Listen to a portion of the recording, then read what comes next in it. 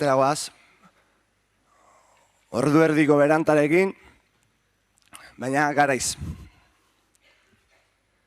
Besterik gabe, Ikerketa Sozialisten Institututik ongi etorria eman nahi dizuegu, Leninen heriotzaren mendeurrenaren harira antolatu dugun kongresura, Lenin 1924, 2024, iraultzaren gaurkotasuna. Euskarazko hitzartze gutxienetakoa izango da nire lehenbiziko hau, kongresuaren izaeragatik beragatik. Eta besteak beste, zaila zelako egia esan, Euskal Islariz antolatutako kongresu marxista bat antolatzea, hain zuzen ere tradizio horrek errotze eskasa izan duelako gurean. Ez delako bereziki tradizio oparoa Euskal Herrian, marxismoa. Zentzu horretan, gaurkoak bide horretan ere mugarri izan nahiko luke. Bestalde batetik, kongresua antolatu dugu, esan bezala, Leninen heriotzaren mendeurrenaren harira.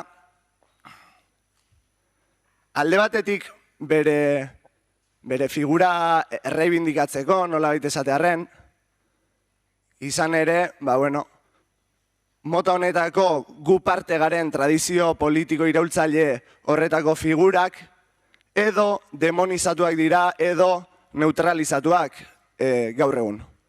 Orduan iruditzen zaigu lan hori garrantzitsua dela egitea. Baina ez hori bakarrik edo ez da behintzat hori, ona ekarri gaituen motibo behinena edo.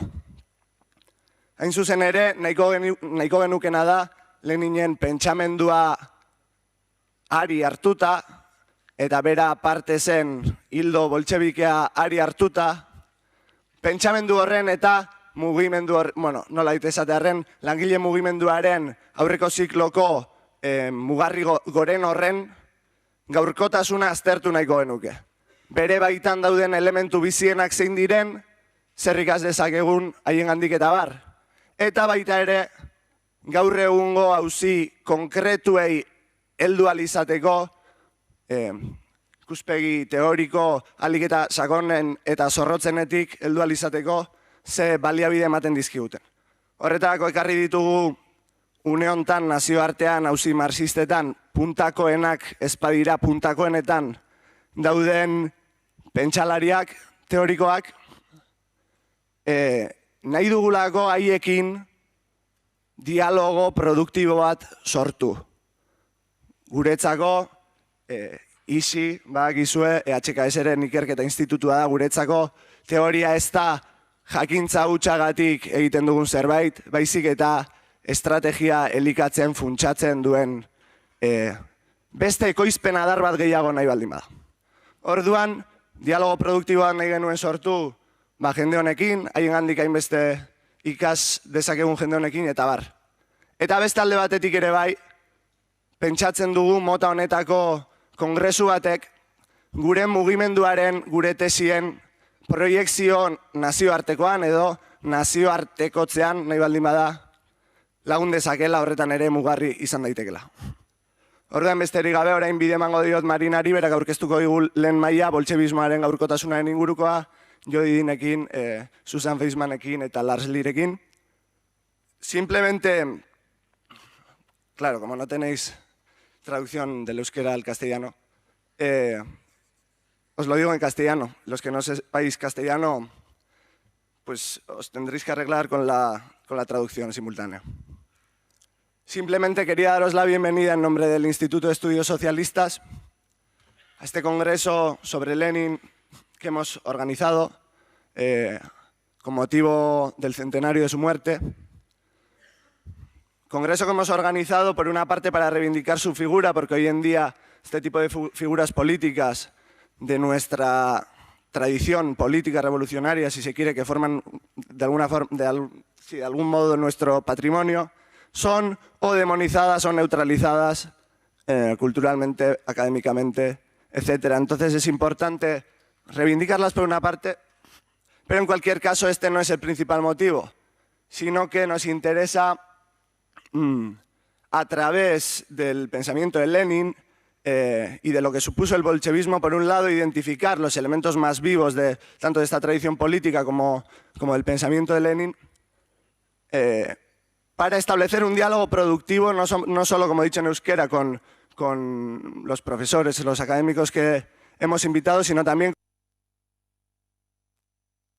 on the one hand, and on the other hand, well, using as an excuse, if you want to, as a starting point, certain fundamental ideas of Lenin, certain insights. We would like also to try to think of problems that are really present right now in order to solve them, or at least to move forward into the potential resolution in a sense that is really specific and the most specific possible. We have invited for all these things to some thinkers and philosophers that are really the most advanced party of the international sphere representing Marxism. And this is our criteria really in order to set up a fruitful dialogue with them, because we do not consider the theory, or we do not really put it into practice just as a mere como una rama productiva más para alimentar la estrategia. En ese sentido, lo de establecer un diálogo productivo con estas personas, y pensamos también que este congreso servirá para la proyección internacional de nuestro movimiento, de nuestras tesis políticas y demás.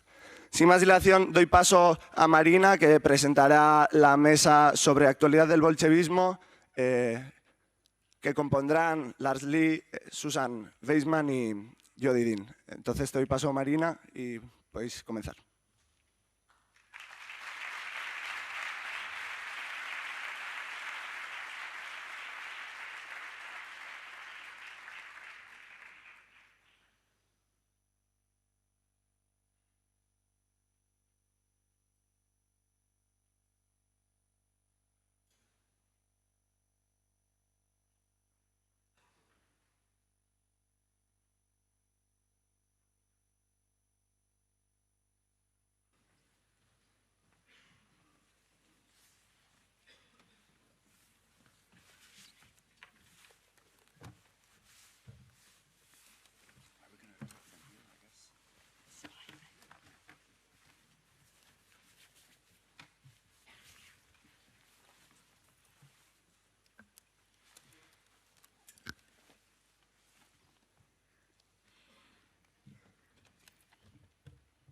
Egunon, eskerrik asko denoi etortzeagatik, baita noski parte hartzen duten horiei ere. Zuzenean, lehen eztabaida mailari hasiera emango diogu. Mintzaldiaren izenburua boltxebismoaren gaurkotasuna da.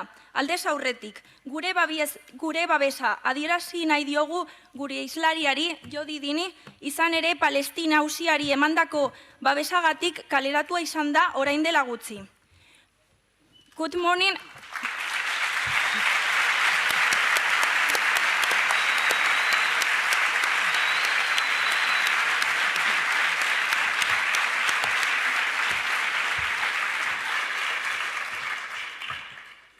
Good morning, everyone. Thank you for coming. We are going to start today's first table, the actuality of Bolshevism, in which we will count with the participation of Susan Weissman, Jodi, and Lars. It's a pleasure to welcome you all. Before we start, we'd like to express our support and solidarity to Jodi, who has been recently suspended from her teaching duties for supporting Palestine.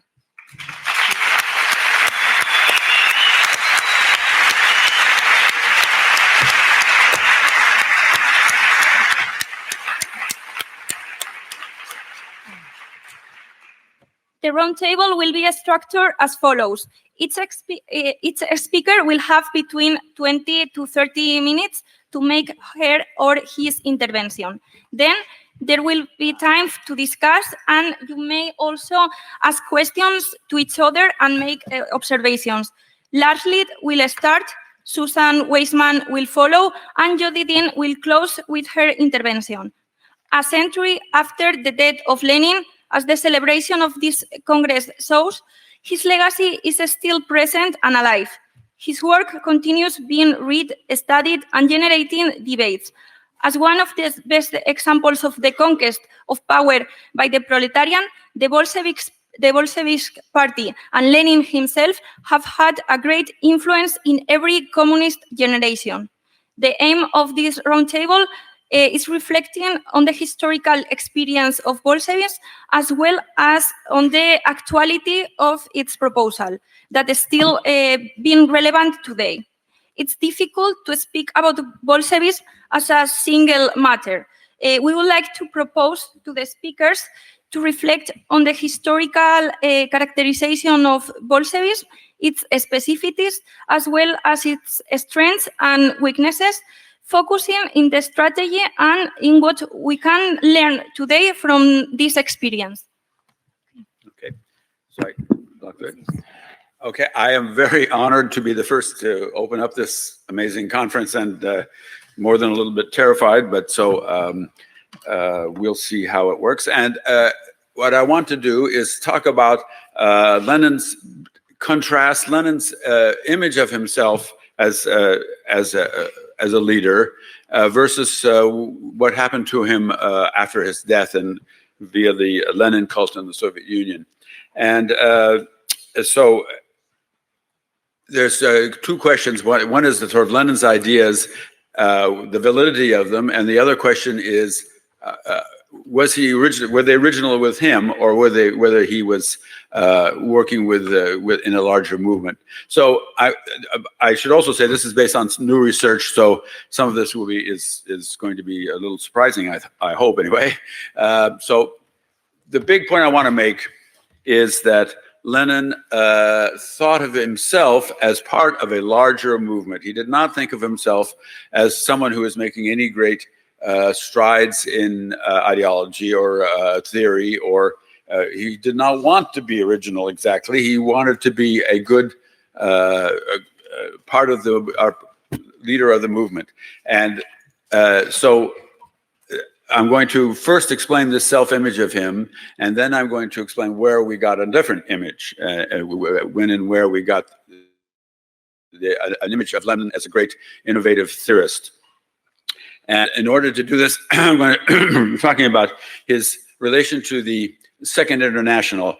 The Second International, just to remind you, was the great socialist movement in Europe, social democratic, which had a very different meaning, much more radical meaning than it does today, social democracy, before the war. And it lasted from about 1890, when it got started, to 1914, more or less, when it fell apart because of the First World War, and people either were for or against their governments.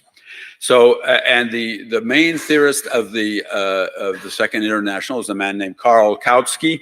And Lenin's relation to him is extremely interesting and valuable, and has been misinterpreted, and I'll be saying a little bit about that. So, so I'm going to give away the what Lenin saw himself as part of the left wing of the Second International, and that left wing had a specific name: Revolutionary Social Democracy is what they called themselves, and so. In a sense, the title of my thing could be Lenin as Revolutionary Social Democrat.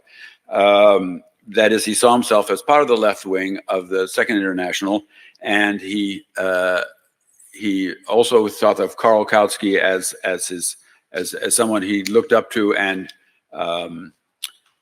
learned from, and he never changed his opinion of Karl Kautsky's writings from before the First World War. He broke with Kautsky in 1914, and then Kautsky turned out to be one of the strongest socialist critics of the Soviet Union. So it's a very paradoxical and interesting story. Okay, so now I'm going to start off by giving what I consider more or less the standard picture that we're all familiar with of Lenin's relation to the Second International, and that is to say, the Marxism of his day. And here's this. I'm going to sketch out something which I think we all are familiar with, but I'm going to try to punch some holes in it. Okay, so back in the day, this is a description. Back in the day, there existed something called the Marxism of the Second International. This Marxism of the Second International was guilty of manifold sins. The adjectives are mechanistic, fatalistic, reformist, stagist, gradualist, non-revolutionary, narrowly national, evolutionist, an era of peace rather than sharp conflict. In a word that sums all this up, opportunist. The revolutionary content of Marx had been forgotten, according to this description, or at best only the stagist part of his legacy. And two figures in particular represent and symbolize the Second International: Karl Kautsky, I've already mentioned, and Georgy Plekhanov, the Russian sort of father of Russian Marxism, he's called. So, according to the story, Lenin almost single-handedly rebelled against the Second International, the Marxism of the Second International, and he may have gotten various inspiration from Hegel or from Marx, going back to Marx, or from Trotsky, or looking around him. But he went off on his own. He challenged the standard orthodoxy of his day, and then he made brilliant theoretical innovations that broke with the gradualist evolutionism of the Second International, and he showed himself ready for leaps, catastrophes, ruptures, and in this way he paved the way to the victory in October. So that's how very many of us learned to think about Lenin, and it's surprising to me when I found out that he strongly rejected. He saw himself as a part of a larger movement, and the revolutionary social democracy, the left wing, and he shared the positions of these people, and he saw himself, his contribution, as someone who understood these ideas, applied them to Russia, understood Russian political dynamics, and then after 1914, he felt that he had a mission on the world stage, or the all European stage, to bring home these truths and to represent these. So he had a fairly high opinion of his mission, but it wasn't not in theory, not in making theory. He was happy to have to support the ideas that he saw in other people. And so it turns out there's a very interesting debate in late 1914, early 1915, between him and a right-wing Russian socialist. His name is Alexander Potresov. And if you want to look up this debate, you can look online or in Lenin's works for an article from that period called "Under a False Flag." So if you want to do some homework and learn about this. And this Potresov had a picture of the Second International that's very like what most of us think today, namely that it was entirely. Well, I'm going to read a quote from Potresov that sums it up. Social democracy, this large international movement. There are parties in all countries of Europe, and even in Japan and in America, North America. So in social democracy's talent for a smooth and cautious advance, this is Potresov speaking, had as its reversed, firstly, a pronounced non-adaptability to any break in gradualness and to catastrophic phenomena. Okay, catastrophe here means revolutionary. It was a word that they used in order to get themselves legally published. And secondly, an exceptional confinement to the sphere of national action, so narrow national. So Potresov had, I have a long list of attributes that, of description of how Potresov, this right-wing Russian socialist, describes the Second International that Lenin and all these people were part of and belonged to. First of all, there's big generalization about the Second International as a whole. The essence of social democracy was small-time reformism, defense of worker interests, fine, but no more than that. A narrowing of horizons to individual countries. Kautsky is used as a person who reflects and symbolizes this reformism, and therefore the Second International is unable to deal with the new phenomena of the 20th century, early 20th century, which was, an era where after a relatively peaceful late 19th century, the early 20th century became wars, national rebellions, world wars, crises, and generally conflict. And therefore, Prochasev wanted to go back to Marx. Okay, so here is Lenin's paraphrase of the person that he's fighting against. The impression is produced, this is Lenin speaking now, but he's paraphrasing Prochasev. The impression is produced that social democracy remained a single whole that, generally speaking, was pervaded with gradualness, turned nationalist, was by degrees weaned away from breaks in gradualness and from catastrophes, i.e. revolution, and grew petty and mildewed. Okay, so Lenin's refutation was very strong and passionate. That's partly one thing I want to get across here is this wasn't some scholastic debate for Lenin. This was important to him. And he strongly rejected this picture of the Second International. The basic thrust of his refutation was against Prochasev was to insist that Prochasev was only talking about one half of the Second International, one half, the opportunist half.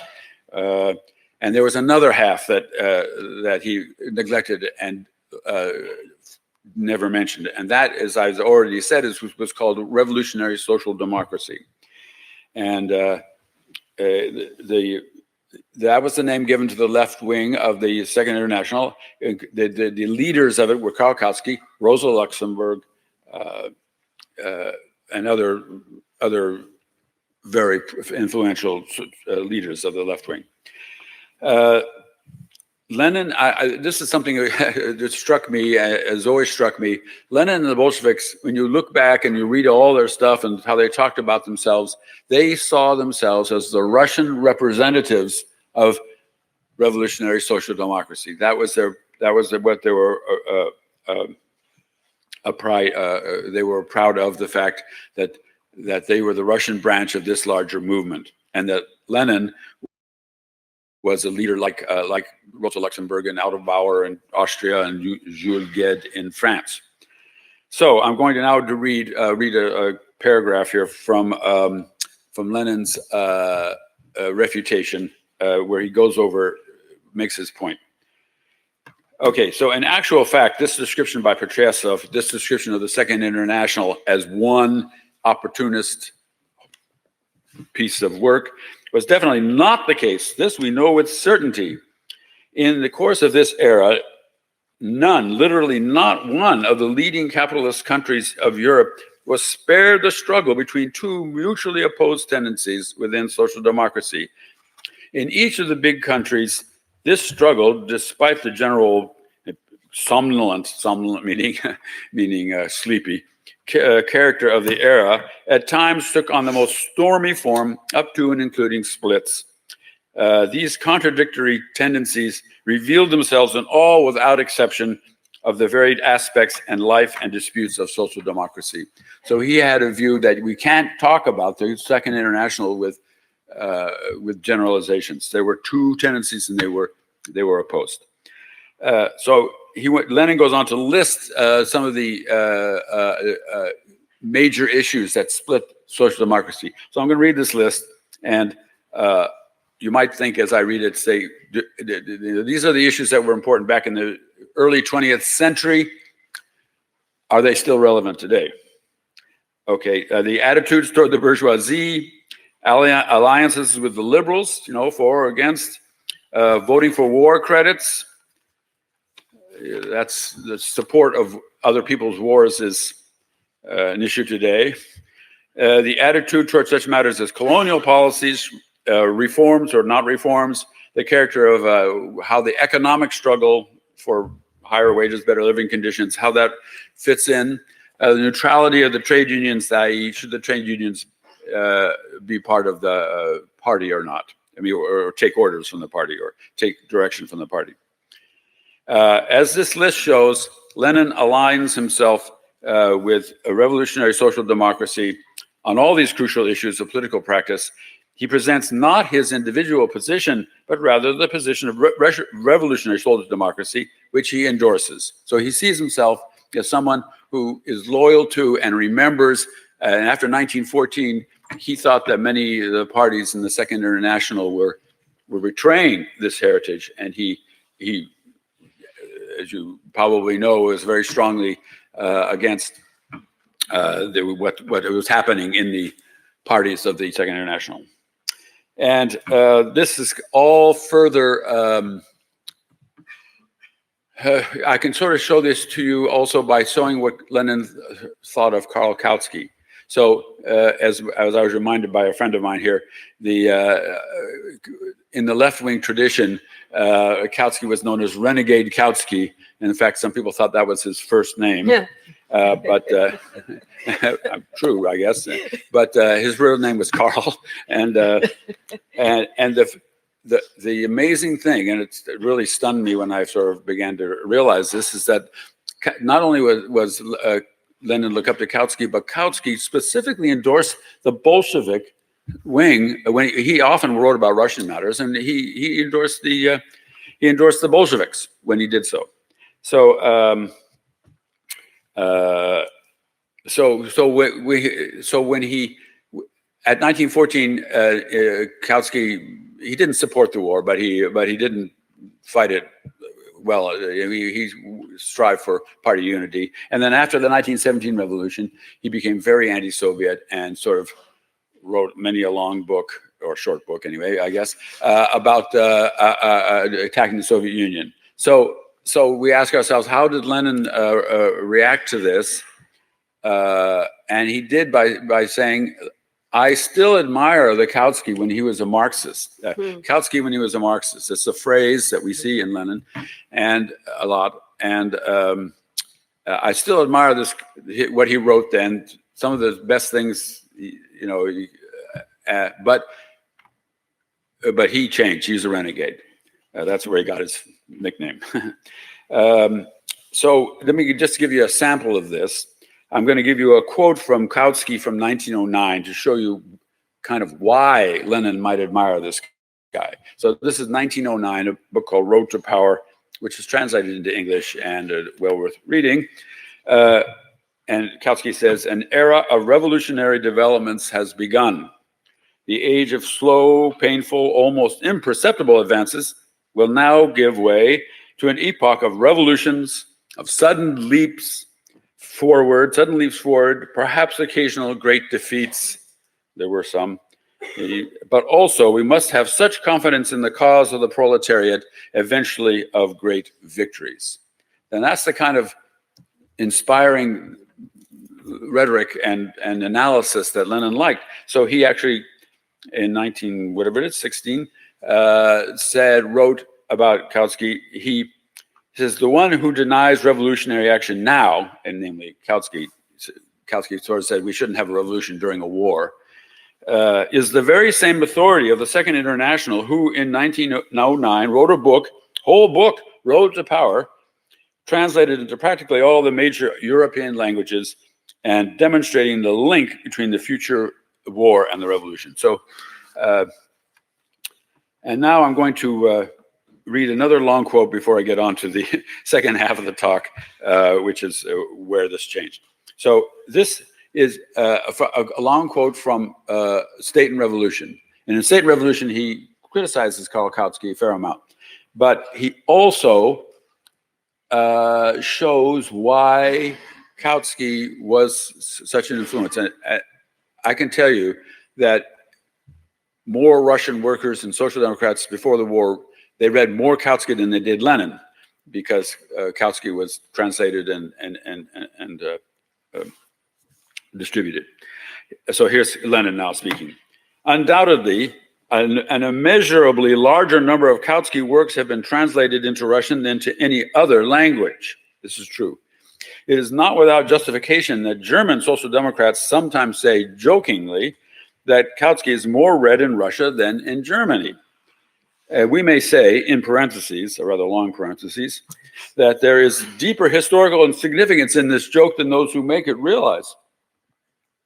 For the Russian workers, by making in 1905 an unusually great and unprecedented demand for the best works of the best social democratic literature and editions of those works in quantities unheard of in other countries were rapidly transplanted. That is to say, they read a lot of not only Kautsky, but other writers, but rapidly transplanted, so to speak, the enormous experience of a neighboring, more advanced country to the young soil of our Russian proletarian movement. So here's Lenin being very generous to someone who, at the time when he was writing, was already a political enemy. So that's remarkable. Okay, so I've now told you what Lenin thought of himself, namely as a great, well, I don't know if he saw himself as great, probably did, a leader of a larger movement applied to Russia. When other people forgot the truths of this movement, he was there to defend them, and he wanted a third international that was purely this revolutionary social democracy, and threw away all the opportunists. Okay, so now we go to 1924. Lenin has just died. He died. That's why this is centennial, and we go to Joseph Stalin, who was already the main leader of Russia at this time already, and he faced a problem, because how are you going to tell the truth about Lenin and how he saw himself in the way I've been describing, when Karl Kautsky and the Second International were like swear words to everybody, and with good reason. And to sophisticated Marxists who had participated in the Second International, to the other Bolsheviks, they could handle this. They could say, well, we like Kautsky, but he degenerated. But that's a little bit hard to say to a large audience of people who thought that Kautsky was like the greatest enemy of Soviet Union, which he was. He was one of he really wrote these book after book. So how is he going to present Lenin? So he wrote right after his death in 1924. Lenin actually had been out of commission since like March 1923. So his death was a physical death, but his political and even mental death had happened a year earlier. He had a little set of lectures. It's called Foundations of Leninism. See, little book. And however, and it's not much read today, I should imagine. I don't know. Has anybody here read it? Okay, I'm not seeing any hands. Okay, so yeah, but it's totally very influential, I think, in the image of Lenin, and it's partly influential because no one reads it. Yeah. So its ideas are you don't know where they came from. If people knew that they came from Stalin, they would be somewhat more skeptical. So, and what does Stalin do? If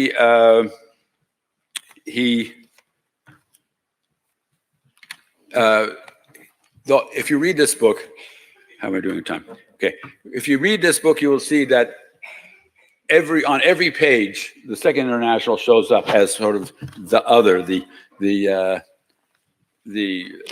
bad, the sort of bad people. So he always says, in fact, he has a sort of biblical. If you read the New Testament, Jesus will often say, "It is said unto you, but I say differently. You have heard, it is written, but I say differently." Stalin adopts that same way of talking and says, "Earlier we used to say this, but then Lenin came along, and now we say this." So it's ironic that Stalin goes back to Potresov and presents the Second International as a total opportunist, nothing but opportunism, and Kautsky the same way. and he sort of airbrushes out, photoshops out revolutionary social democracy. And he was very successful in doing that, because not only the left, but the bourgeois academic Lenin scholar type people, they don't know about this. They don't realize that Lenin's self-image was so wrapped up in this larger movement. And he gives a long list in this book. He gives a long list of issues where Lenin was supposedly rebelled against the Second International.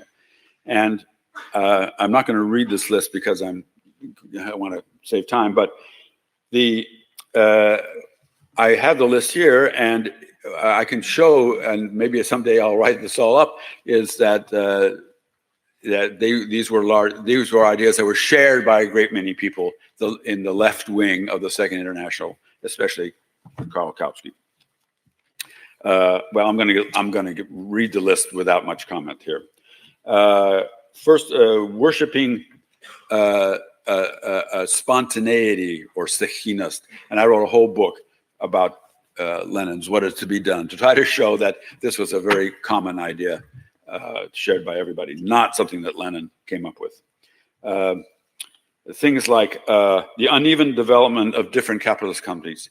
Uneven development is a phrase that's used in this book. It's sometimes today associated with Trotsky, but here it is already.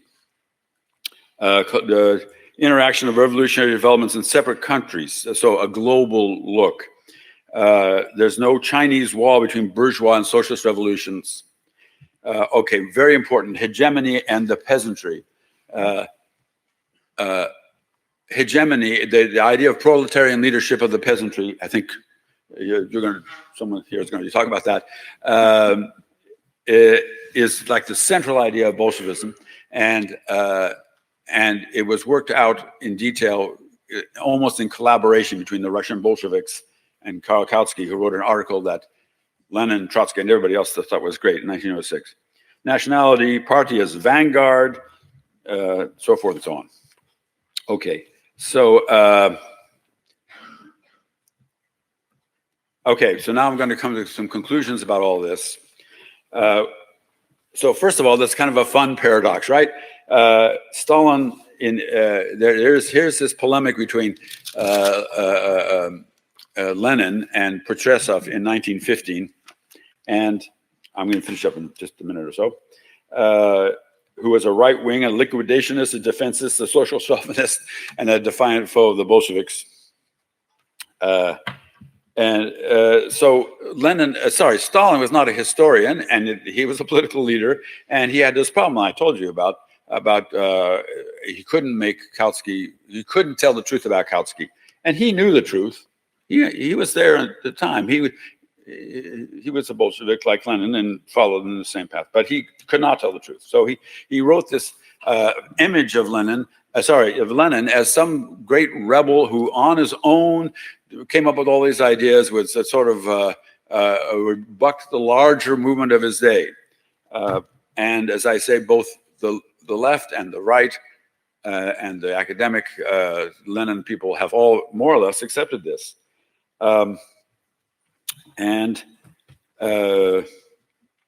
But what did Lenin, I'm going to finish up with the idea of what Lenin thought of himself.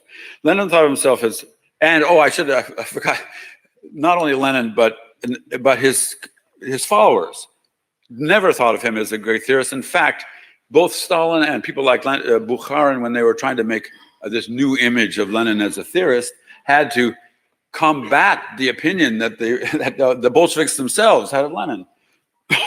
Both of them, Stalin called it in his typical rhetoric a strange opinion that some people have, that Lenin was not a great theorist. And Bukharin said some of the younger comrades kind of laugh condescendingly when we talk about Lenin as theorist. That was the image they had. He was a great leader, but he wasn't a theorist and didn't pretend to be one. I mean, an original theorist. He was someone who really knew, understood political realities and was a great leader. Neither Lenin nor his closest and most admiring comrades saw him as a great and innovative theorist, but rather as a great leader who is a representative in Russia of revolutionary social democracy, as one who defended the truths that others had forgotten, both at home and in Russia and on a Europe-wide scale. His followers saw him as someone who had an unerring grasp of Russian political dynamics, never wavered in his pursuit of revolutionary goals. That was an important part of his image. They sort of said, here's a guy we can rely on, never to compromise, never to stop, and of course, led them to victory in October.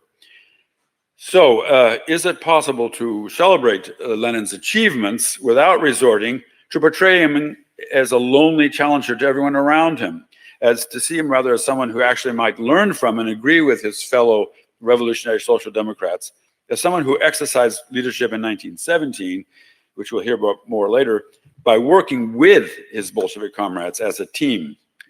The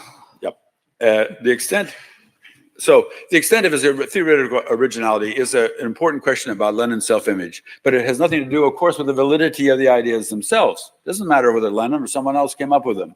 So the rest of this conference, we're going to be talking about the validity and the application of those ideas. And I am looking very forward to hearing what my colleagues have to say about all that. So thank you.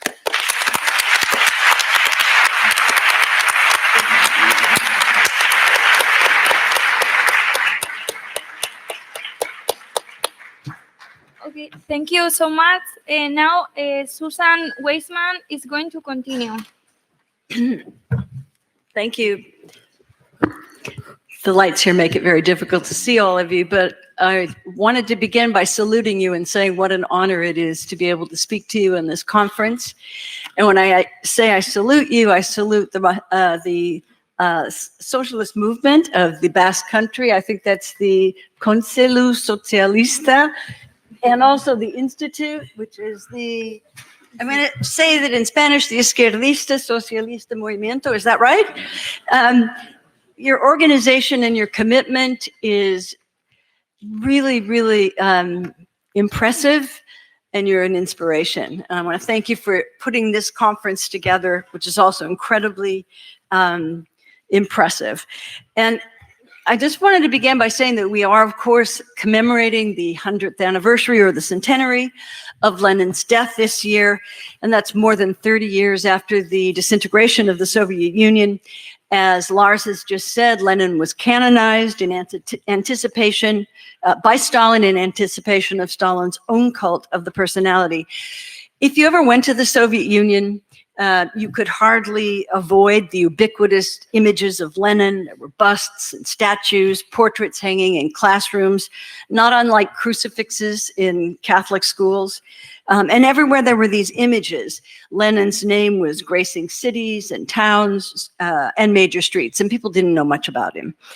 Millions, though, patiently waited in long lines ever since he died to file past his shriveled, embalmed body in the Lenin Mausoleum in Red Square. It was very bizarre. And then, of course, outside the Soviet Union, Lenin was demonized as much as he was mythologized within. And of course, lest it be forgotten, Vladimir Putin, in his speech on the eve of invading Ukraine in February 2022, blamed Lenin and the Bolsheviks for the existence of an independent Ukraine, which Putin intended to obliterate and incorporate. So all I can say about all of that is poor Vladimir Ilyich. And by 1917, Lenin was both the most hated and the most loved man on earth, depending which side of the class divide you belong to. And I don't think that 100 years since his death is yet enough time for history to sort out his legacy. That is still up to future revolutionary successes and posterity. But let's just say a few things about what was extraordinary about Lenin and about Trotsky, the two heads of the revolution. Victor Serge aptly characterized Lenin and Trotsky as revolutionists at the time of revolution. Revolutionary leaders who put themselves at the service of the revolution as it was developing, integrating themselves into the course of events, leaders who understood the moment, saw what it held, and knew what to do next. The rank and file workers led the party and the Soviets which are councils. Soviets is just the Russian word for council. And they had lost patience with the moderate leadership of the Soviets, who caved into the provisional government. This is in 1917, ignoring the actions of workers, peasants, and soldiers, the ones that they'd already undertaken.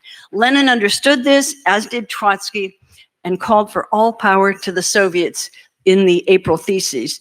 And this is what made them leaders. Too many Bolsheviks, as I mentioned, had spent their lives preparing for the revolution, but did not see it when it was at hand. They vacillated, proposed moderation, based on an orthodoxy that saw the revolution in stages. And Lenin's April Theses, the call for all power to the Soviets, challenged the moderates, but the call was only repeating and reflecting what the Petrograd naval garrison and the radical working class were already demanding.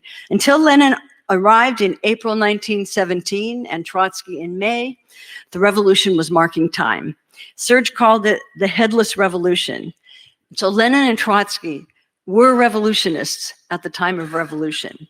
The April Theses was extremely popular with workers in the factories surrounding Petrograd, with women working in the factories and at home and at the garrisons. Lenin had the ear of the people. Serge wrote that his whole genius consisted in his ability to say what these people wanted, but did not know how to say, what no politician or revolutionist had until then succeeded in saying.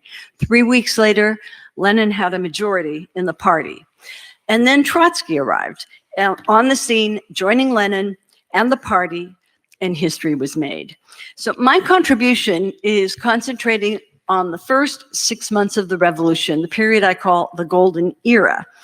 And I highly recommend reading Victor Serge's Year One of the Russian Revolution. It's a fiercely partisan but scrupulously honest account of the revolution's first year, speaking truth in face of a fast-rising mountain of lies and distortions about the new regime and its critics. That's because from October 1917 until April 1918, the Bolshevik government enacted the most radical democratic platform in history. Serge claimed that the revolution was the expression of an unprecedented wave of workers' self-organization and democracy of rising Soviet power. And by the late 1920s, he was already obliged to demolish the emerging myth propagated by the global counter-revolution that the October Revolution was nothing but a coup d'etat pulled off by a tiny minority of conspirators who intended to establish a monopoly of power from the outset. Serge systematically argued instead that the revolution represented the political victory of democratic mass institutions committed to realizing the Bolshevik and Soviet program of a socialist transformation. He claimed this was so even as these institutions and the revolutionary process itself began to decay from very early on. The wealth of scholarship that has since emerged on the revolution and its early years vindicates these theses. And taking inspiration from Serge and the newer studies, I argue that the October insurrection was the culmination of an historically unprecedented expansion of workers' self-organization and workers' democracy that launched a period of mass revolutionary advance unparalleled in world history. And we can conceptualize this golden era of the Russian Revolution in the following terms. The revolution progressed to the extent that workers' democracy extended itself. It blossomed and bore fruit so long as the workers' power, instantiated in democratic institutions, sustained and reproduced itself. And it began to decline as democracy was weakened, undermined, and eventually bled dry. From February until October, Soviets proliferated throughout the country and became the critical organizing bodies of revolutionary workers' democracy, even more hegemonic in terms of political power. Over the same period, Bolshevik influence grew within the Soviets as workers' and peasants' own initiatives and mass actions impelled them toward Bolshevism. The Bolsheviks went from being a minority in March to winning substantial majorities in urban and rural Soviets across the country during the summer and fall of 1917. And that's because their program matched the demands of the workers, peasants, and soldiers, and because their organization was flexible enough to rapidly integrate activists and respond to their initiatives. When they led the insurrection against the provisional government in late October 1917 under the slogan, "Peace, Land, Bread, and Workers' Control of the Factories," there could be no doubt that they were speaking to the interests of the population as a whole. Workers around the world greeted the revolution with jubilation because it represented their broadest inspirations, a new democracy of free workers such as never had been seen before. Hundreds of thousands of workers, peasants, and soldiers took their fate into their own hands, organizing collectively to form councils or Soviets to develop their own politics, leaders, and power. Nevertheless, as is now well understood, Russia's profound economic, social, and geopolitical underdevelopment stood in the way. Even in this most creative period of the revolution, the steps taken to realize its promises inadvertently established obstacles to greater advances. So that's really where I'm going to, what I'm going to try to elaborate on now. The interactions of the radicalizing masses and Bolsheviks in the Soviets during the summer and fall of 1917, as I said, revolutionized the Soviets, but it was a two-way street. As workers and soldiers and peasants took radical political initiatives, they increasingly penetrated the Bolshevik Party while being influenced in turn by the activists of the party. And from this viewpoint, we can see that the Bolsheviks won because they quickly responded to the people's demands, objectives, and needs. Workers and moods. Workers made the Bolsheviks their party and their organization, even as they directly collaborated with members of other political parties. In Victor Serge's words, the Bolsheviks were great only in the measure that they incarnate the masses. By the end of September 1917, Bolshevik majorities in Soviets across the country meant that they could count on decisive support at the Second All-Russian Congress of Soviets scheduled to begin on October 25th. A strong majority of peasants and workers would now support the insurrection. The left social revolutionaries, or SRs, had come to the same conclusion as the Bolsheviks and most of the Soviets. They had to break with the propertied classes and the enlightened middle classes. Following the insurrection, they joined the Bolsheviks in a new coalition government. And to complete the picture of worker-peasant power, the left SRs and the National Peasant Congress, which they dominated, decided to merge its executive committee with the Central and Executive Committee of Workers and Soldiers Deputies, confirming the alliance between workers and peasants behind this new democratic revolutionary government. On October 22nd, when the meeting of the Petrograd Soviet turned into a plebiscite for the revolution, or the insurrection, mass meetings filled every hall to capacity. Trotsky, who was president of the Petrograd Soviet, directed the practical organization of the insurrection. John Reed, whose book 10 Days That Shook the World, was there, and he said the people around him seemed to be in ecstasy. Trotsky read a resolution stating that they were ready to fight for the workers and peasants to the last drop of blood, and asked who was in favor. The immense crowd raised their hands as a single person and kept their hands raised. He said, "Let this vote be your oath. You swear to give all your strength to support the Soviet, which undertakes to win the revolution and give you land, bread, and peace." The crowd approved and took the oath. This scene was repeated all over Petrograd. Thousands, tens of thousands, hundreds of thousands. It was the revolution. So the revolution itself, 3 days later, on October 25th, was anticlimactic and almost nonviolent, at least in Petrograd. Trotsky had once described a revolution as a fight for the army. The side who gets the army wins. And on this measure, the Bolsheviks triumphed. Whole garrisons supported the Bolsheviks and the revolution. And already on October 21st, the Petrograd garrison recognized the Soviet as its supreme authority. As the Bolsheviks and their Red Guard marched to the Winter Palace, where 13 ministers of the provisional government were holed up, the crack battalion guarding the palace simply crossed over to the revolutionaries, as did the women's battalion. The famous Kronstadt sailors on the cruiser Aurora began firing their guns, loaded with blanks, not bullets. The Red Guards escorted the provisional government ministers out without reprisal or violence. At the Congress of the Soviets, Lenin took the rostrum and said, "We will proceed to construct the socialist order." The revolution in Petrograd was easily won and very well organized.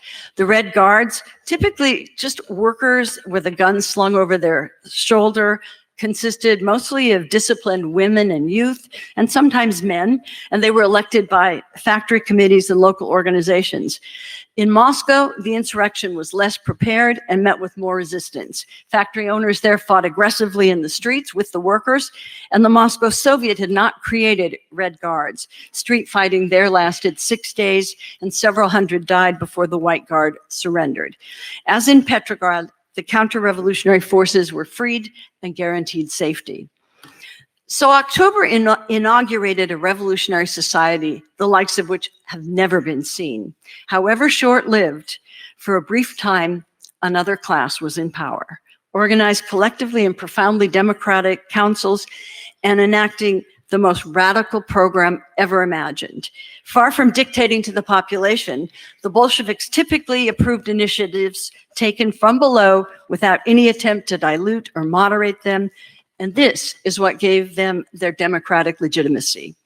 The days following the revolution, and this is a pretty exciting time, brought the decree on land that expropriated the landlord and made the peasants the master of their holdings, the initiative for peace that concluded with the Treaty of Brest-Litovsk and Russia's withdrawal from World War I, and the Declaration of the Rights of Peoples of Russia, which guaranteed equality and sovereignty and the right of self-determination, including the right to separate and form independent states as Finland did, the abolition of religious privileges, free development for all national and ethnic minorities, and an appeal to the Islamic workers of Russia and the Far East. And the appeal was, from now on, your beliefs and your customs, your national and cultural institutions are declared free and inviolable. Go organize your national life without fetters. You must become the masters in your own countries. Your destiny is in your hands. Meanwhile, the new government put the armed people in charge of law and order, replacing the police and the standing army. The first constitution, drawn up by Yakov Sverdlov, guaranteed every liberty to those who worked. To counter the myth that the Bolsheviks established a bureaucratic totalitarian state from the outset, Serge remarked, "No one thought of fighting for a totalitarian state. Men fought and died for a new kind of freedom." The regime's handling of the press exemplifies this freedom. The Bolsheviks wanted to wrest control of the press away from the bourgeoisie. Trotsky insisted that every group of citizens should have printing presses and paper at their disposal. And Lenin put forth a proposal that every group of citizens supported by 10 to 15,000 people, 10 to 15,000 workers should have the right to issue a paper if it wished. Factories were turned over to worker Soviets. The decree of November 14th invited workers to use their own committees to control the production, accounting, and financing of firms they work in. And that made the occupation of workplaces the foundation for workers' control. Workers demanded access to their company's secrets. Open the books was their slogan. And they made former managers teach them the secrets of production. The 8-hour day was guaranteed the day after the insurrection. And on November 10th, a decree urged the municipal Soviets to solve the housing crisis by taking their own measures with the right to requisition, sequestrate, and confiscate premises. The new government canceled the debt and nationalized the banks, trusts, and cartels. As John Reed put it, The so-called Bolshevik conspiracy was literally carried into power by the colossal and rising wave of public sentiment. The Soviet government worked rapidly to make good on their revolutionary demands and to extend democratic control to the population throughout the former empire. And to that end, they confiscated the Putilov factories and the 1886 electric company. They abolished commercial secrets. They enforced 8-hour days on the railways and ended interest and dividend payments on the bonds. They abolished the rank system in both the army and civil society, took education out of the church's hands, and instituted civil marriage and divorce. These were the radical measures that were the creative beginnings of an entirely new form of democratic control. And so that's really the high point. And if I have a little bit of time, I want to go into some of the obstacles that were immediately created. One, the Constituent Assembly. I have about 10 minutes or so. Okay, thank you. After February, that's between the February and October Revolution, dual power reigned between the provisional government and the Soviets. The Bolsheviks had long called for a constituent assembly, a remarkable step at the time, but the provisional government, under pressure from the propertied classes, dreaded its results, so they refused or they kept postponing the vote. October, that is the time of the revolution, fundamentally altered Russia's political conditions, but elections to the Constituent Assembly went ahead with less than a month later. Every party and class participated, albeit with diverse and mutually contradictory expectations. The SRs, with broad support from the peasantry, believed that they would win a majority in this new legislative body and become the governing party. Unfortunately, the outdated electoral lists did not match the country's post-revolutionary transformation. The SRs won the majority of votes with 58%, but their single list did not reflect the split that had happened before between the SRs and the left SRs, who now supported the Bolsheviks. And the Bolsheviks won 25%. The Mensheviks won 4%. The Cadets and other bourgeois parties won 13%. So the results immediately posed a challenge to both democracy and Soviet power. The Constituent Assembly had been the long-standing goal of the SRs and the Mensheviks, but despite their majority, they couldn't rescind the October Revolution, reject the Soviets, and limit the Bolsheviks' role in the new government, despite their majority in the Soviets, or limit the Bolshevik role, in the new government. These moves would, in effect, oppose the Soviet power of workers and peasants. So the conundrum could not have been clearer. The Bolsheviks won leadership in the Soviets democratically, and the Bolshevik program was the only one that could fill the revolutionary program of peace, land, and bread. The Constituent Assembly did not represent the revolutionary program. In fact, it opposed it. So for the Bolsheviks, this crisis was acute. They won power, but now they might lose control. The rural areas had voted for the SRs, and the industrial cities voted for the Bolsheviks. Lenin assumed that the proletariat in power would win over the peasants, but wasn't prepared for the SR majority in the Constituent Assembly to tip the balance against the revolution. He put forward his ideas in Pravda, counterposing Soviet to parliamentary democracy. So Lenin said the Constituent Assembly realized the highest form of democracy possible in a bourgeois republic, and therefore had its legitimate place in the program of social democracy. However, the Soviets were a higher democracy, were a form of a higher democracy, the only form ensuring an uninterrupted transition to socialism. Serge described, I have 1 minute left. Sorry. Oh, so I'm not going to finish this. No, it's okay.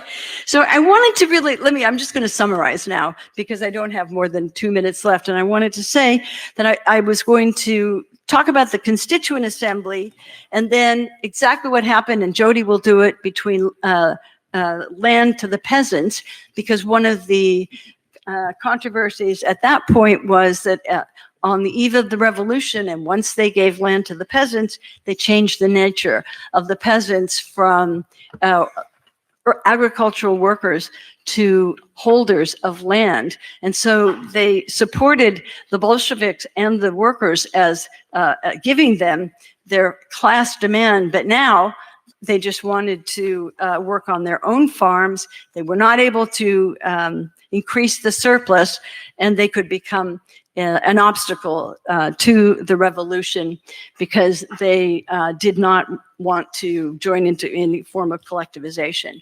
So that was the next thing. But the most important parts that I'm going to have to leave out were the terms of the Treaty of Brest-Litovsk, which was called the Peace of Shame, that the Bolsheviks had to negotiate right away after the revolution to be able to withdraw from World War I. It was catastrophic in terms of what they had to concede. They lost huge tracts of land. They lost Poland and the Baltic regions and huge parts of the Ukraine. And then there was another loss, and that was the last part that I wanted to talk about. There's really not going to be time, but that was they sacrificed the Finnish commune, which was drowned in blood in 1918. And if I could just say just a few words about that, because people don't really know that much about it. But just as making good on the peace and land fulfilled the goals of the revolution while erecting barriers to its further progress, the same could be said for the Bolshevik promise of self-determination. This commitment to democracy inspired the rest of the world, but in Finland's case, it opened the door to counter-revolution. Finland had been a largely autonomous part of the Russian Empire since 1809, but following the October Revolution, the Finns pressed for their claim to independence, citing the Bolshevik principle of self-determination. So on December 18th, they declared independence, and the Bolsheviks recognized it. But the Russian Revolution had polarized Finland, and independence highlighted the class divide. Lenin and Trotsky hoped that the Finnish workers would join them in revolution, and that would be the first stop on the revolution's westward path. But instead, Finnish social democracy, the leadership de facto supported the Finnish bourgeoisie's quest for independence and failed to make a revolution. The Soviets then had to recognize the bourgeois state instead of a workers' government. And the Finnish, if I can just have 1 minute on this thing. Have 1 minute. Yes, yeah, because this is a really important thing. Go on. Thank you. So the Finnish Social Democrats were formed in the mold of the German Social Democrats, and they'd gained a majority in the parliament in 1916. They voted in the 8-hour day and other social legislation, raising the possibility that socialism could be achieved through the ballot box. Think of this being the first example of popular unity in Chile. And that's what it was sort of like in Finland, except that it was right next to Russia and to the Bolsheviks. So there were tensions mounting in Finland, and a highly political general strike was proclaimed on November 14th, just 2 weeks after the Russian Revolution, and only miles away. The Social Democrats, fearing repression, took over the largest towns and the whole of southern Finland. And the party vacillated between parliamentary and extra-parliamentary tactics. And following the example of the Bolsheviks, they introduced workers' control, I already mentioned that, and took over the banks. And labor organizations formed Red Guards to defend their gains. And then there were these bloody clashes. And the leaders of the Finnish social democracy deliberately slowed down and tried to preserve their conquest, their democratic conquest, without a revolution, hoping to be able to maneuver using parliamentary skill. Finland did not have a police force or an army, so the bourgeoisie formed civil guards known as the Whites, under the command of General Gustav Mannerheim, a former general of the Russian army, and he teamed up with Germans and Swedes, and they crushed the Reds. The Whites aimed to free Finland from Russian power, but also to defeat their increasingly radical labor movement. And the Social Democrats, the Reds, had hoped for aid from the Bolshevik comrades, but it didn't materialize. Though some Russians fought alongside the Finnish Reds, their numbers were small. To match Mannerheim's forces, the Reds needed Soviet troops, but the latter had to withdraw under the terms of the Treaty of Brest-Litovsk. Lenin promised rifles and cannons, but they didn't arrive until after the hostilities began. By honoring the Finnish right of self-determination and their commitment to peace through the Treaty of Brest-Litovsk, the Bolsheviks sealed the fate. of the Finnish Revolution. The 1918 war between the Reds and Whites in Finland was short and very bloody. Mannerheim's troops captured Helsinki in early April after a massacre killed mostly women and children. The Whites took Tampere, the other city, after a fierce fighting Easter week. Workers were rounded up and taken to concentration camps. Many were shot. Some 80,000 Reds were sent to these camps, and hunger and disease killed 12,000 of them. The terror that followed resulted in more than 30,000 deaths, 25,000 of which were Reds. The bloodbath was only matched up until this point by the Paris Commune massacre, and it ended up killing 1 in 4 Finnish workers. And it's really surprising that people don't know very much about this. But these butcheries took place in April of 1918. The Russian Revolution had, up until that time, treated its enemies leniently and had not resorted to terror. But the victorious Finnish Whites reminded the Russian proletariat that woe to the vanquished is the first law of social war. The defeat in Finland had multiple negative consequences for the Russian Revolution. Self-determination prevented the Soviets from intervening to secure the victory of the Finnish Commune. The Bolsheviks could not aid the extension of the revolution to a Western capitalist country thanks to the Treaty of Brest-Litovsk. The savagery of the bourgeoisie demonstrated the high social cost for failed revolutions, forcing the Bolsheviks to abandon clemency and use terror to meet terror. And Finland foreshadowed successive defeats in Germany, Hungary, and Poland. So as a consequence, the Bolshevik quest for the extension of the Russian Revolution turned eastward to the convening of the Congress of Oppressed Nationalities and Toilers of the Far East in Baku.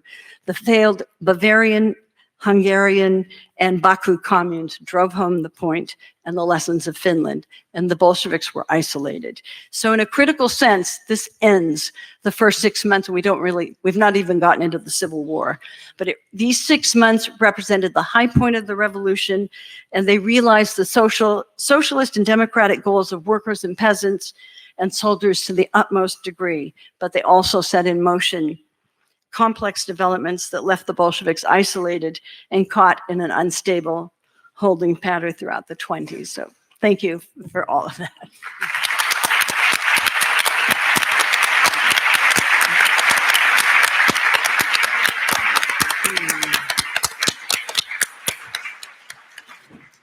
Thank you so much for your intervention. Later, we'll have more time for a reflection on the historical background of the Bolshevik revolution. Now, Jodi is going to close this round of interventions. Great. Thanks so much. I'm thrilled to be here. It's really inspiring to see the just incredible work of the socialist movement here in Basque Country. My remarks are going to kind of go more towards the present and the future, and the title of them is "The Task is the Future." The Bolsheviks knew they were preparing for a revolutionary undertaking, the overthrow of the Tsarist order, and the establishment of the conditions necessary for building socialism. Many of us in the US, UK, and much of Europe are not so sure. There's a little confidence in the political capacity of the working class, doubt that such a class exists and that its interests are emancipatory. They're only identities or singularities. Similar doubt over its own existence enshrouds the left.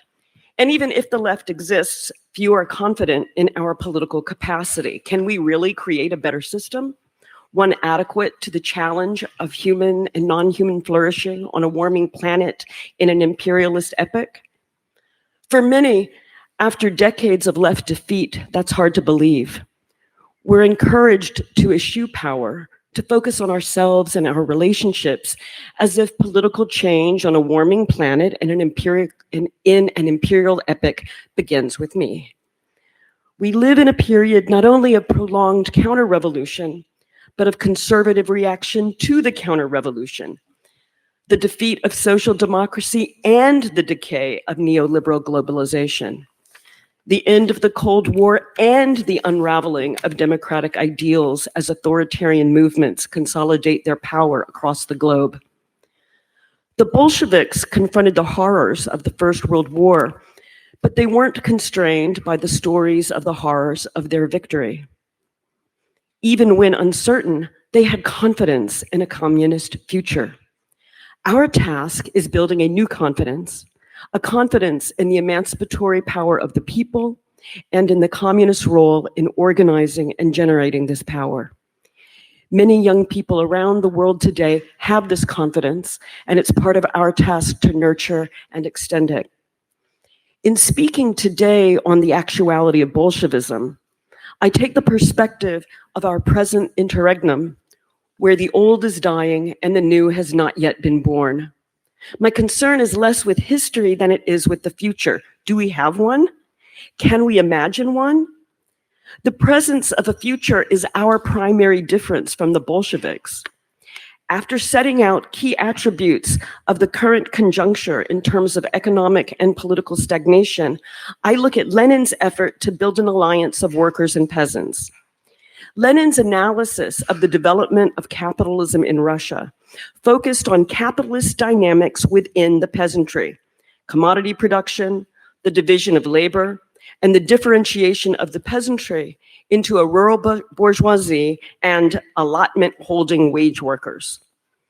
Unlike the Narodniks, who saw the peasants as the class opposed to capitalism because of their ancient and unique communal production, Lenin argued that the peasants were the foundations of capitalism, a site of competition, concentration, and exploitation, as well as of patriarchal traditions that slow down and block from view capitalism's transformative effects. Looking at the peasantry, Lenin saw more than what was immediately apparent. He saw an unfolding tendency, the emergence of something else, another set of dynamics. The political repercussions of Lenin's analysis were that socialism in Russia would not emerge from the immediacy of the peasant commune, as the Narodniks would have it. The peasants were already capitalists. Socialism was a potential to be realized in the course of the peasants' alliance with the proletariat, not directly achieved in the course of peasant revolution. How would an alliance between peasants and proletarians come about? It would have to be built, and that requires organization, a political party capable of unifying the producing classes. On the one hand, the working class on its own would develop only trade union consciousness. On the other hand, the populist politics of the peasantry involved heroic acts rather than large-scale coordination. A disciplined party could address both problems by bringing agricultural wage workers over to the side of the industrial working class. The party was the form and instrument the Bolsheviks would use to produce the people as the revolutionary alliance of the oppressed. Differently put, the party is the way that theory becomes strategy, through the work of organizing and through the response of the people. Crucially, though, the analysis comes first, identifying the underlying tendency beneath what seems immediately to be true. Of course, it's not everything. The analysis can't determine the moment, can't determine the movement of people or the events that will spark the masses, but it can help guide the way the party responds and the alliances that it can help produce. All right, so I'm going to go to the present. This is very gloomy and kind of US-centric. Our current conjuncture is one of economic and political stagnation. First, economic. In the 1970s and 80s, as the welfare state was dismantled in the wake of the crisis of profitability that took place across the advanced capitalist economies, and I'm drawing from Robert Brenner for that, we were told that information technology and services would expand the number of white-collar jobs, value creative and highly educated labor, and result in growth and prosperity for all. An advanced capitalist knowledge economy would replace industrial commodity production. Yeah, that's not how it turned out. Deindustrialization and de-agrarianization led to a global rise in services, the vast majority of which are low-paid, informal, and precarious. The array of services is broad, from the financial, legal, real estate, and insurance services associated with the much maligned professional managerial class, to the cleaners, security guards, delivery drivers, and home health aides struggling to bring home enough money to cover endlessly increasing rent. In much of this stagnant sector, growth is slow, dependent more on suppressing wages and pushing workers than on technological innovation. With the bulk of jobs consisting of low skill, low productivity personal services, inequality intensifies, the many locked into serving the few. We're exploited through the wage that is further expropriated from us via ever increasing rents, fines, charges, and fees. This economic stagnation is an indication of capitalism's transition into what I call the neo-feudal servant economy. Now, the Marxist hope was that capital was digging its own grave by building up massive means of production. Industrialization would end scarcity, provide abundance, and enable us to meet social needs.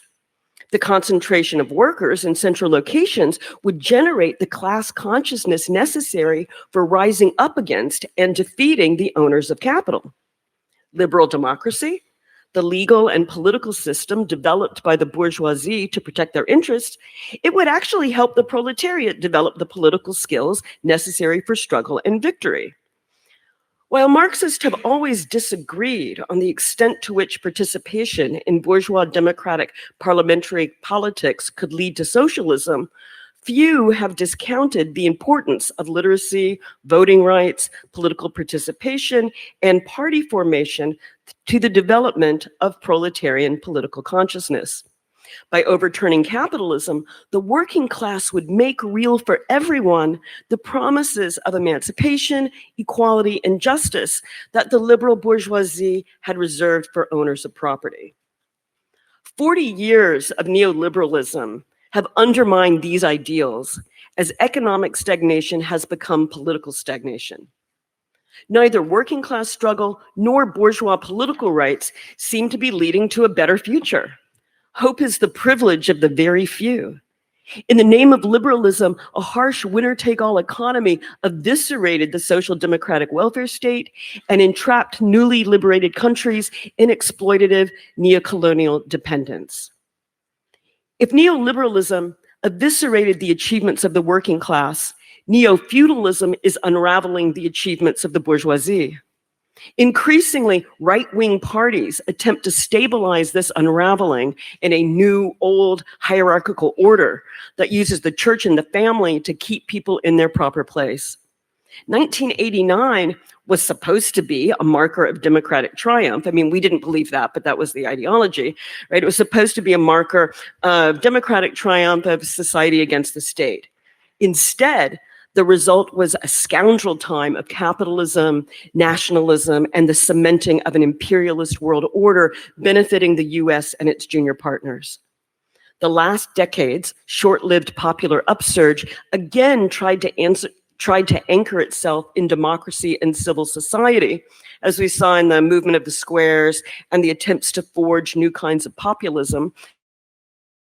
Left populism, if there is such a thing, came up short against global capital and imperialist institutions. Right populism turned those shortcomings into drivers of reaction. The problem isn't capitalism, it's immigrants, gender, liberalism, and communism. And all this is happening amidst steady global heating. The capitalist class and countries of the imperialist core are using the climate catastrophe as an opportunity to increase their power. Having made record profits last year, the oil industry is retreating from its never plausible commitments to renewables. The US is amping up competition with China, especially under the heading of energy security. Who will control access to the critical minerals indispensable to computer chips and solar panels? Imperialist powers like the US aren't going to accept their declining hegemony and simply start cooperating with the rest of the world. They only follow international law when it suits their interests, as has been all the clearer with the US's backing of Israel's genocidal campaign in Palestine. What are communists to do in the face of neo-feudalizing capitalism's economic and political stagnation? What future can we offer? Now, some might throw up their hands and say, well, incremental changes won through electoral compromise with liberals are our only hope. That's part of the problem that got us here in the first place. In the 70s and 80s, ostensibly left and social democratic parties accepted the prevailing liberal logic. As is abundantly clear under imperialist conditions, winning elections will never be enough. Another option has been localism or municipalism, often combined with mutual aid projects or experiments in do-it-yourself provisioning. These enactments of notions of withdrawal and subtraction are utterly inadequate on a warming planet. Just another way of protecting one's own. Survival politics can only ever be conservative. A third option of self-transformation is narcissistic and defeatist, unfit for communist consideration. And the same is true for catastrophism. The defeatist attitude of the depressive makes space for right-wing visions of trad wives and border control. I'm thinking on the depressive thing, I'm thinking of Bifo, Franco Berardi, his totally defeatist thing. Armed struggle, a fifth option, can't substitute for the support of the people. It relies on it.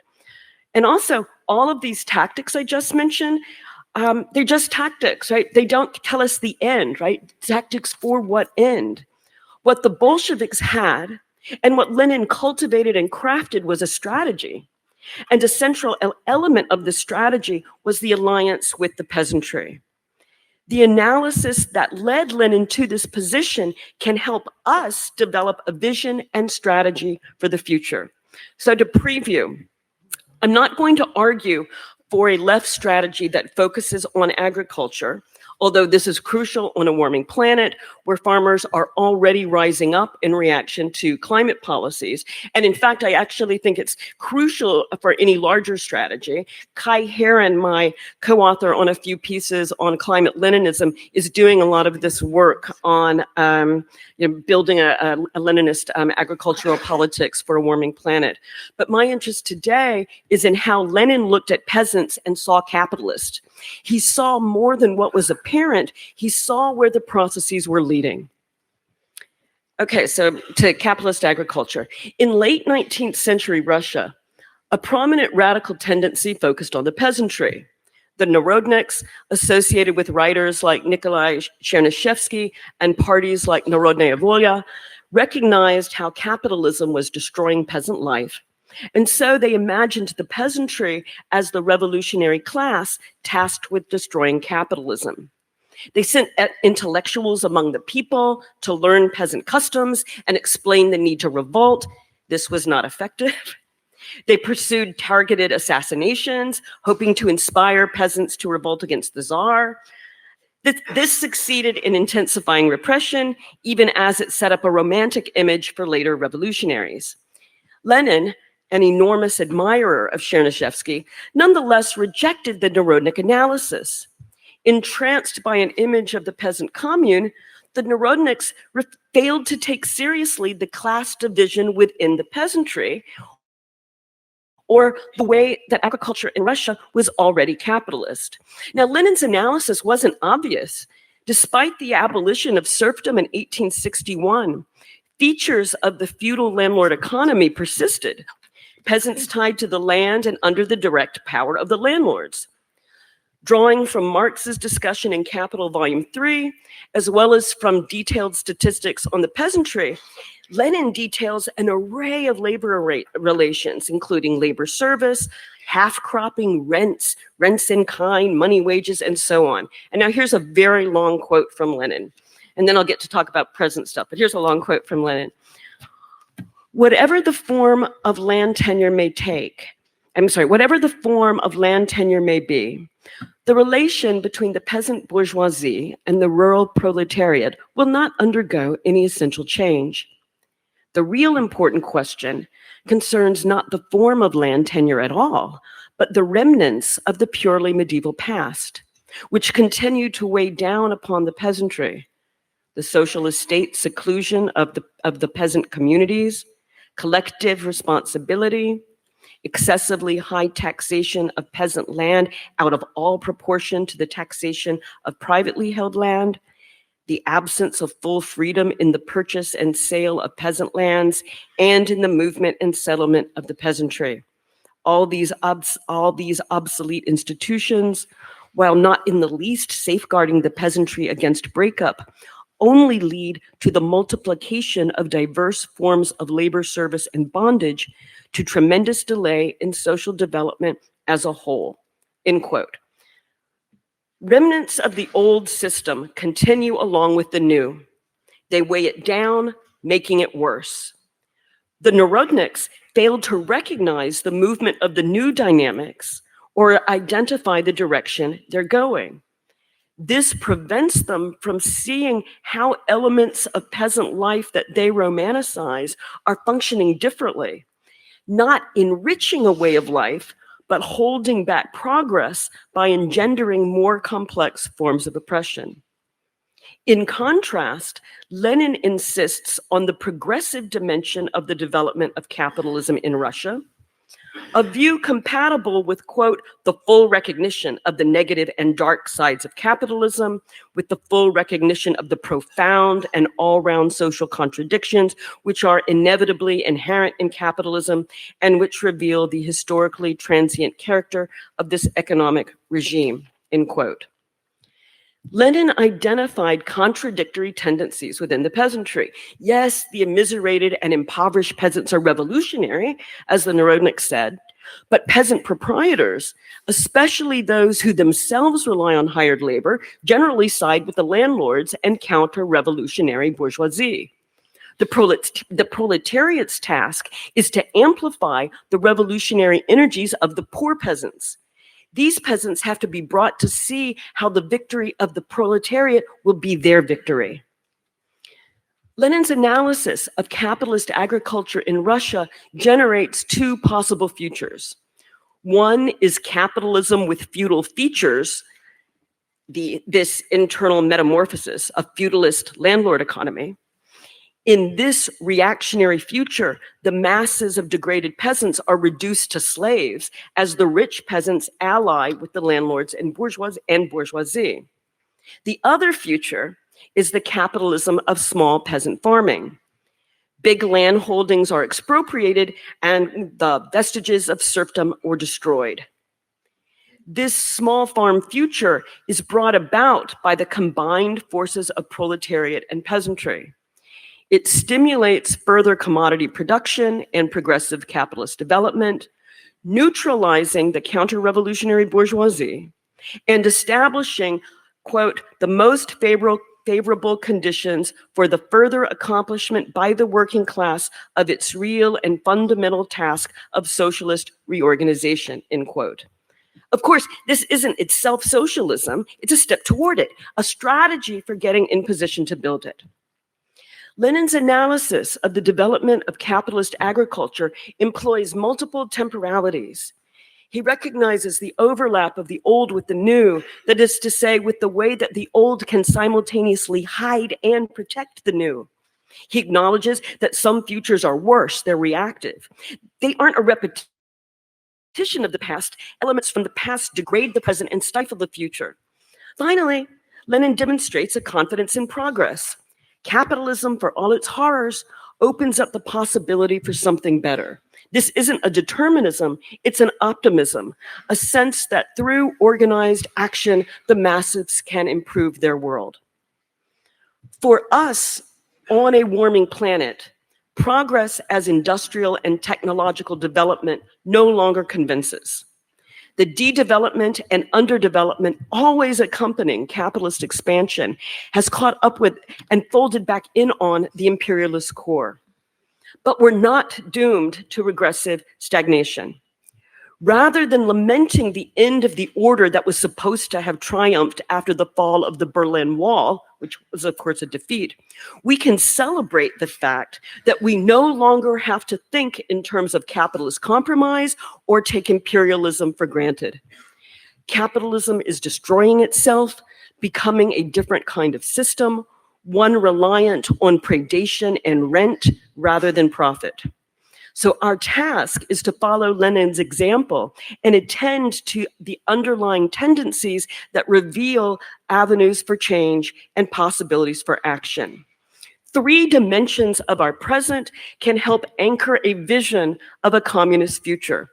The servant sector as the labor vanguard, universal basic services, UBS, as an economic program, and climate change as our general condition. I'm going to talk a little bit about the servant sector. In many so-called advanced economies, class no longer functions as a powerful political identity. The perspective of working people is not associated with an orientation to the future. Being a worker isn't a source of strength and pride. It's something that's qualified, like knowledge worker, cultural worker, tech worker. The weakening of working class identification is typically explained as the result of the capitalist class's sustained attack on unions. Now, that's not wrong, but it's a 40-year-old explanation that doesn't shed much light on what's happening to workers now. What's been happening for the last few decades is the rise of the service sector.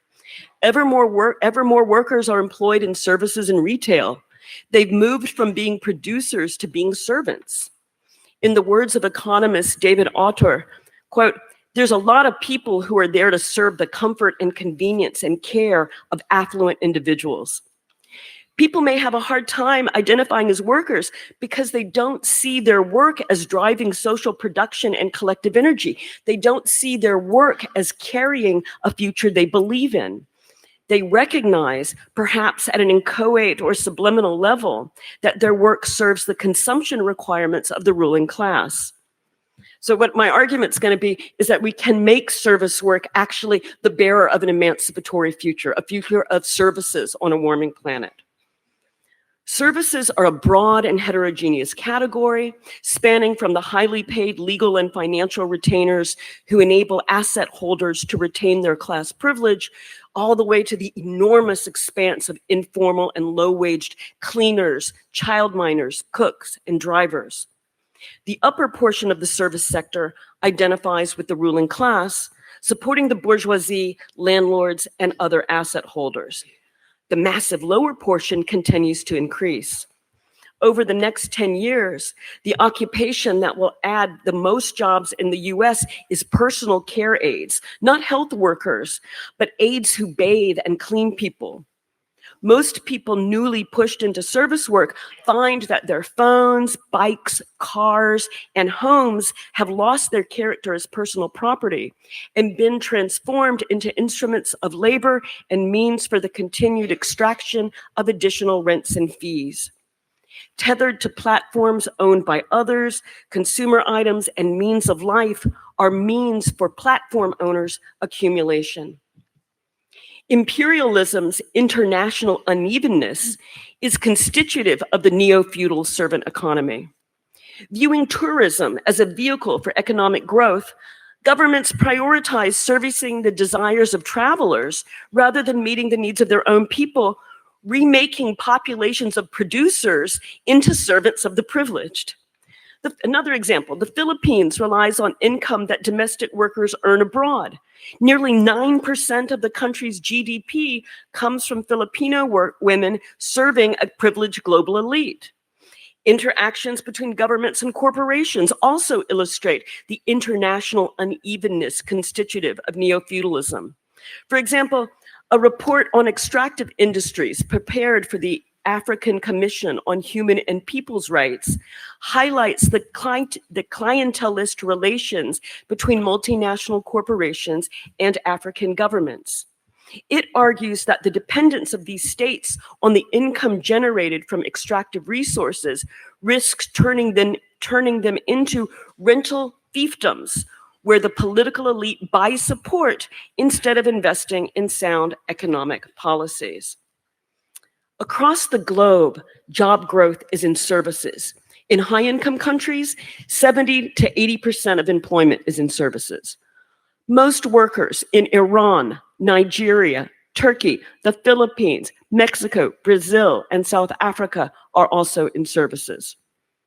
Across what David Oakes and Henry Williams call the poor world, large percentages of workers toil in informal, low-skilled service work. Quote, the unlicensed taxi drivers, roadside fruit peddlers, freelance porters, squeegee men and women, beady rollers, beggars, rag pickers, clothing resellers, small-time scammers and thieves, bazaar porters, and general-purpose unskilled jobbers who constitute the majority of the population of cities everywhere from Kabul to Cabinda to Managua.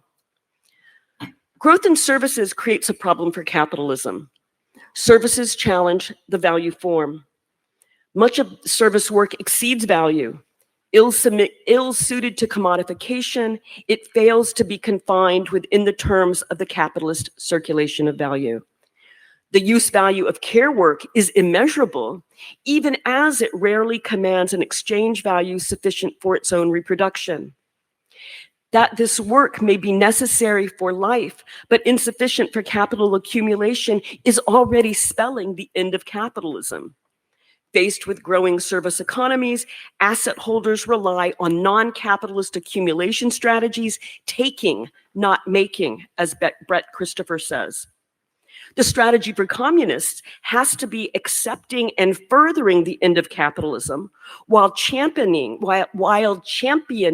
crucial service work, especially that related to social and ecological reproduction.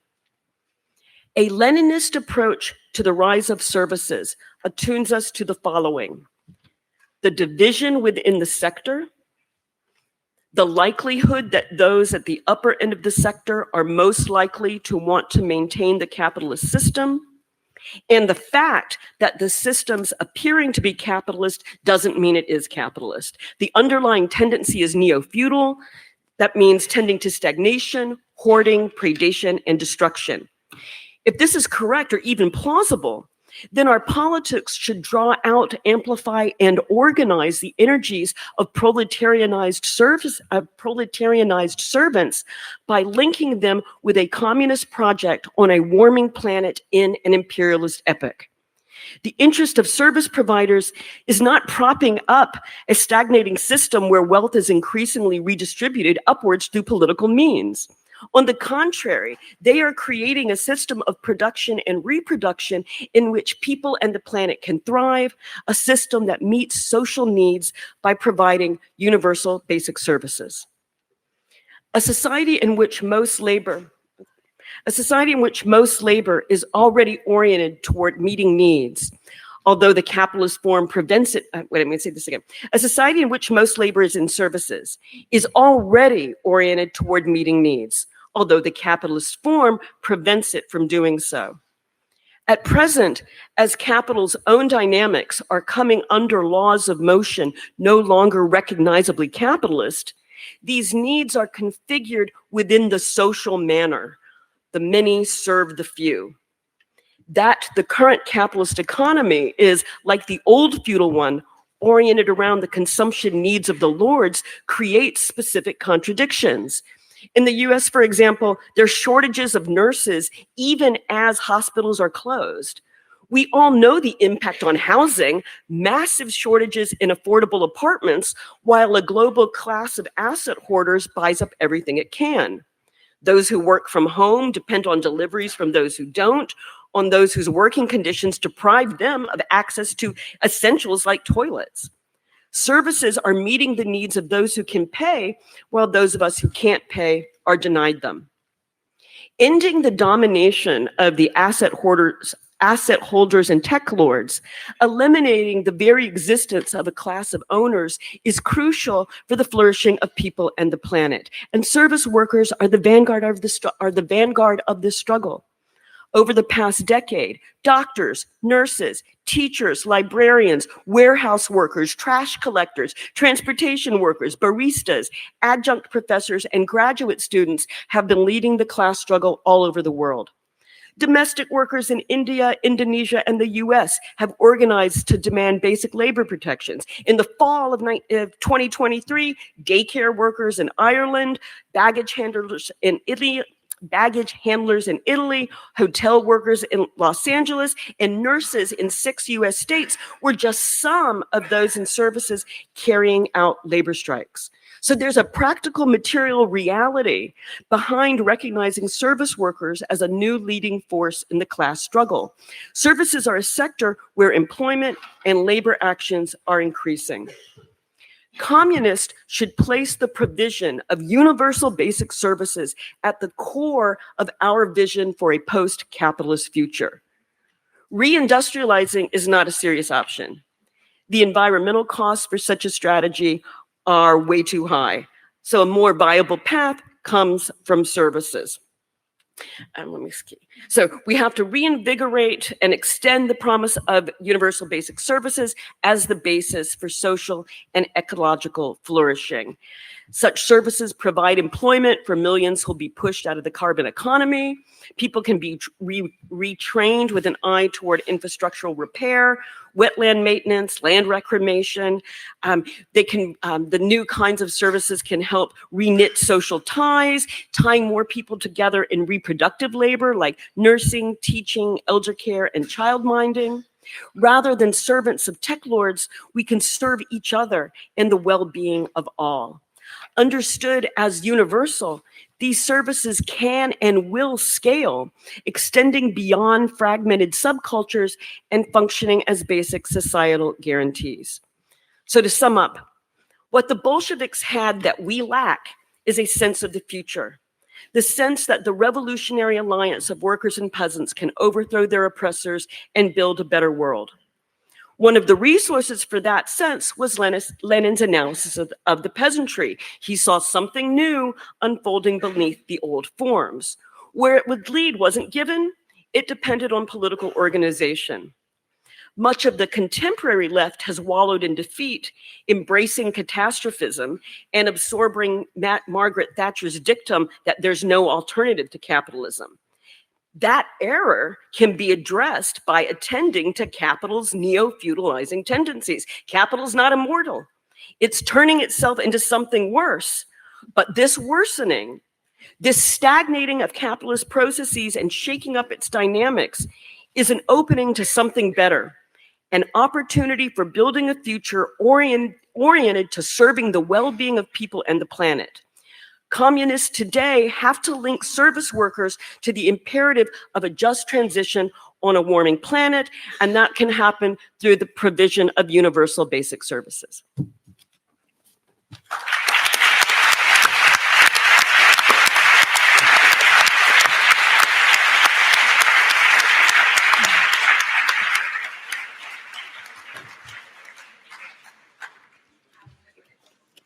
Thank you so much for your intervention. Now let's move on the debate.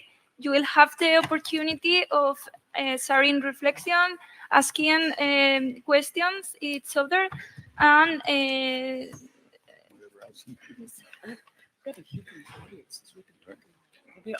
Can we open it up to the audience too? yes.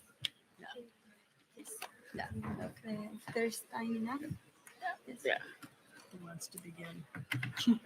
Shall I? We can make a quick remarks on that. Okay. I'd like to. Great talks on either side of me there. I'd like to sort of tie up a little bit to what I was saying in each of them. One is that this about what Jodi was saying about confidence. And that ties into what I was saying about Lenin feeling himself as a part of a large international movement. And that's something that they had then that we don't have now. I don't know if it was good or bad that they had it, but they had a large scale, multinational, in some sense global, but certainly Europe-based, all of Europe. And they socialist worker movements that really thought that socialism was coming soon, and it would be a vast improvement. So that's again the part of this Leninist that it's different. That we have to sort of get ourselves into. And Jodi was very good about why today we don't really lack that feeling of 1,000 ways. Then I wanted to say just one little thing about the Lenin and the peasants. Jodi was talking about the arguments between the Narodniks and the Marxists in the 1890s, fascinating. And then Susie was talking about the sort of obstacles that the peasants, after being liberated, formed the revolution. So there's something in between that I think that these two that I think there needs to be. The Bolsheviks called it hegemony, but that's a word that has so many meanings and usually negative that it's a little hard to get back into it. Leadership is another word they use. So maybe I should use that. The key idea was that present proletariat, socialist proletariat, could lead the democratic peasantry to a successful revolution, and this was based on a political calculation that it was shared with Kautsky and other of these people, that the Tsarist government and neither the Tsarist government nor the liberal government could satisfy the peasant demand for land and all the feudal survivals that Jodi mentioned, and that therefore the peasants would find their leadership even in the democratic revolution from the proletariat. So this is what happened in 1917, and it happened in the Civil War. This is what won the Bolsheviks the Civil War. This calculation, this strategy, this tactic, and it was that we will lead the peasants to get the land and other democratic reforms, and they will therefore support the proletarian leadership, and we can move on to socialism. So during the Civil War, it was precisely the fact that they'd given land to the peasants that made them possible to create a Red Army. A Red Army was peasants. You got to think about how weird and strange this is. During the Civil War, there was a Red Army, a huge, millions of people, and they were peasants led by Tsarist officers, and with a proletarian party sort of cementing it all together and giving political leadership. And so this was an amazing feat that's not sufficiently regarded. I think it's what I say is the Red Army is Bolshevik hegemony or Bolshevik leadership of the peasants in action. It was this revolutionary strategy embodied during the Civil War, and it's what led to the victory in the Civil War. I would like to just say that we celebrate the Russian Revolution, but it does not represent a model for the future or for us for today. And the problem was that, Lenin used to say that in terms of world importance, the German Revolution was far more important than the Russian one. And if need be, they should sacrifice the Russian Revolution to forward the German Revolution. And what he really meant was that in a country like Russia, even a vast country that was majority peasant, and it was economically backward, that they did not have the tools, the resources that they needed to build, a more modern society. And so they absolutely needed the extension of the revolution. It wasn't just revolutionary sentiment. It was in order for them to survive. And absent the extension of the Russian Revolution to the West, the project was doomed. Even Preobrazhensky, who was the economist of the left opposition and who wrote this great book called The New Economics, where he discussed trying to, after the Civil War, reincorporate or reconstitute the revolutionary working class by recruiting peasants into industry, but have them working with socialist methods of work where they were in charge of their own exploitation so that they could create a surplus that would help the further industrialization. At the end of that book, he said, we can do all of this, but if the revolution doesn't spread, we're doomed. And so what I take from that is that and it's a really important example to study, but it's a hard one to emulate. And so I think that the most important thing that we can get from the Bolshevik experience that was completely annihilated by Stalin, that the only way that they had no future, but they could hold out as the most radically democratic society ever in existence, and that they were ruled from the bottom up. And that would serve as an example to maturing revolutionary crisis abroad. But we had a very different world conjuncture. And so I think it's important to study it, but it would be very hard to repeat it. And I think that the view of the commune state that they had back in the 1920s or even in the 19-teens is no longer what we have to look for today. And I don't mean to say that to vanquish any hope. I'm very hopeful about a socialist future. And I think that for all of those who died trying to create a socialist future, we can only say that your organization and others like it, the workers in motion all across the United States these days, in spectacular strikes, are kind of the seeds that were planted in these earlier periods. And then we can only hope that they lead us forward. That's all I can really say. So in some ways, I'm having a little bit of history envy, since my co-panelists have much greater historical knowledge than I do, which may let me make gross generalizations like, oh, sure, we can do the same thing. Because the same thing is really build a party and analyze conditions. And that equals success. So, you might get defeated, back, on the way, but, organizing and analyzing, I mean, that's like, what else could we do? Any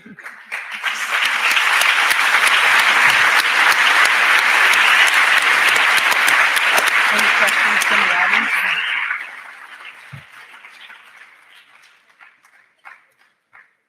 Okay, I would like to make a question to Lars. We'd like to make you a question related with a more deep approach to the specific aspects of what differentiate Lenin from the general line of the Second International.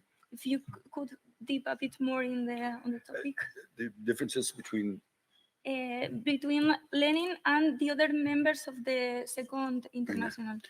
Well, let me re-emphasize the point that from Lenin's point of view, there were like two Second Internationals, and so he was solidaristic with one, and very much opposed to the other. And the names, the overall names, one was called opportunism. Opportunism is the sort of overall name for reformism, overemphasis on parliamentary action, all these things that we're sort of aware of, and could be seen as an adjustment to capitalist structures rather than fighting it. I have a quotation here where he defines opportunism as losing sight of the final goal in terms of everyday adjustment.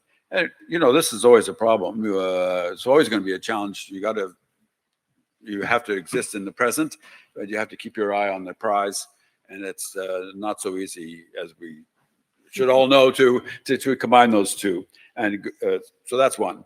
And then the other side is revolutionary social democracy, which was, it's been forgotten. It's been sort of put into the memory hole of everybody, because both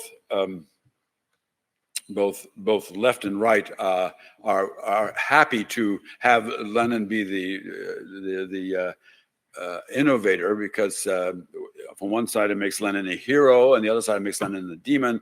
And I could give you lots of quotes from anti-Lenin people saying, he invented this, he invented that. He rejected both sides say he rejected the Second International. Only in one case he rejected reformism, and the other way of looking at Lenin is he rejected democratic mass politics in favor of conspiracy and elite party and so forth. So what I think is the unfortunate result is, this is a personal feeling about the history, is that is that the left has trashed much of the Marxist tradition in the past, and they shouldn't. And we should. So I think what I would call for is try to rediscover what Lenin himself saw as a thriving, active, insightful, trying to come to grips with the new tendencies of the early 20th century, and now we have the early 21st century, to try to have that sense of not a sort of head of a party who has great ideas and everything follows him, but having a sense of someone who we should work out a sort of common body of an outlook and have leaders who understand and embody and explain those ideas rather than come up with something new and original. I mean, of course, originality is great if it's called for, but what we really need is an overall common platform and a sense of confidence. Thank you so much. Okay, Susan, as a historian, we wonder what was, in your opinion, like the most decisive aspect of the Bolshevik revolution? The most which aspect? Decisive. Decisive. Oh, decisive. Decisive. Yeah. Well, I think I said it in my paper, and that was that the Bolsheviks really were leaders, but they were only leaders insofar as they incarnated what the population was asking for, and it was a two-way street.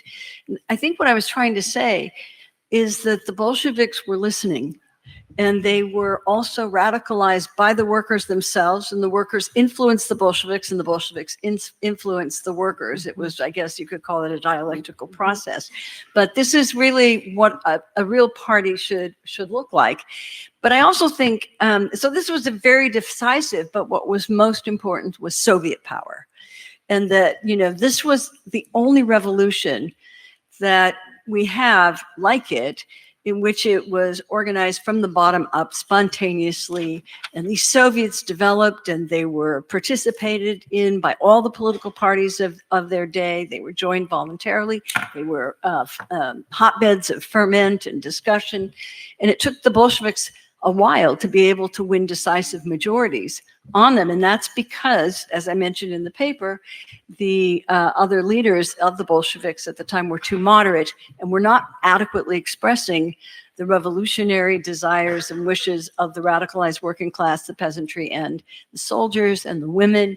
So if I could say that there was the most decisive thing about the Bolsheviks, is they were able to understand what the man and woman in the street were saying and act upon it. They could see the moment, they knew what they had to do next. And so this is really the best example of what a revolutionary leadership should be. But there's also, and I'm always just concentrating on the revolutionary moment, but there also had a lot of counter-revolutionary tendencies that expressed themselves on the eve of power. And that is because the Bolsheviks really didn't want to rule alone in power, but it ended up that was the case. And of course that, led to a lot of corruption, especially as they were, and I don't mean corruption personal gain, but I mean corruption of political ideals as the revolution was more and more isolated. So I think it's an important historical example to study, but the takeaway, I think, is the importance of democracy from below. Thank you so much for your answer. Jodi, I don't know if you have something to add about the strategy. Also, later we want to give the opportunity to this audience to participate, but maybe... No, it's a good audience. Yeah. Si alguien quiere hacer alguna... If anybody wants to pose a question or comment on something, we have got 10 minutes more or less.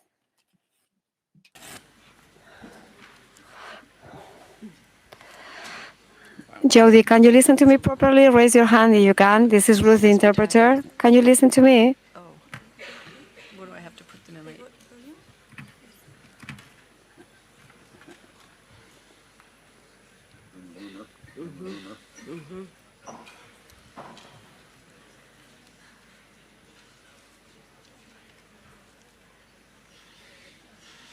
No? No, we go. No. We go. Yeah. Who has a hand? Dos preguntas. Alguien ha levantado la mano.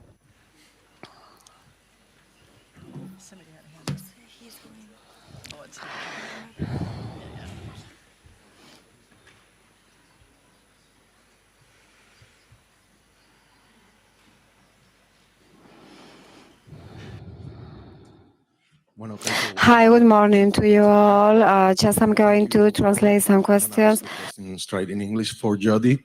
I think there has been quite a debate regarding the neo-feudalism hypothesis in the last few years. Even in the New Left Review, there has been some back and forth.